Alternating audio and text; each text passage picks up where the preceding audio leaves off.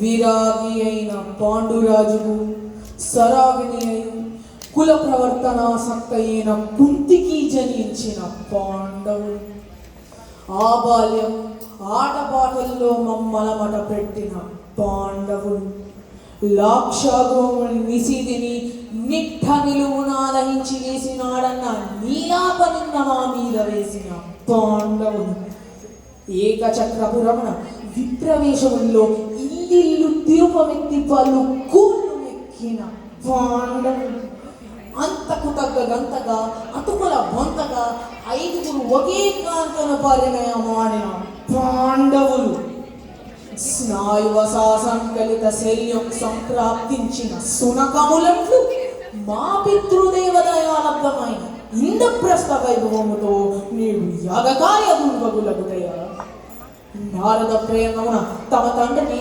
యమలోకము నుంచి స్వర్గలోకం చేస్తుంది నీ ఆంతర్యమట. ఏమి కల్పనా చాతుర్యము, ఏమి కల్పనా చాతుర్యము. ఆయన కుంతి మూలమున స్వర్గ నరకాదుడు పాండురాజుల కోసములే కదా. ఆయన ఎందున్నను జరుగనిదేమి లోపమేమి. అయ్యారే సకల రాజన్య లోకము సాహోనినాదమును సలుప భారతీ సుభాశీసులతో పరిపాలించిన సాగిని మాకు మహారాజుగా సార్వభౌమత్వము సాగించగోరని పాండవులు దుష్ప్రయత్నమాయిది. రాజుతో సాటి రాజులు కావాలని అని ధర్మజుని దుష్టాంతరమాయిది. ఆయన కుతంత్రముతో కుచిత బుద్ధితో సేవించిన ఈ రాజసూయం సాగరాదు మేఘరాదు అని గట్టిగా అనరాదు, వేరొకర వినరాదు. నీవు పోనిచో అనిమిత్త క్రోధంతో అసూయగ్రస్తుడై సుయోధనుడు రాజసూయానికి వెళ్ళలేదంటుంది ఈ వెర్రిలోకం.